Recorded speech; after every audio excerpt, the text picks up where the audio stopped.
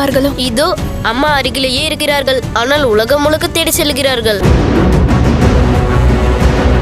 என்னுடைய சீதையின் வனவாசம் எப்பொழுது முடிவடையும்? இந்த சிலைக்கு பதிலாக நான் எப்பொழுது என் மகள் சீதையை இங்கு பார்ப்பேன்? நான் என் சீதையை தேடி நிச்சயம் செல்வேன்.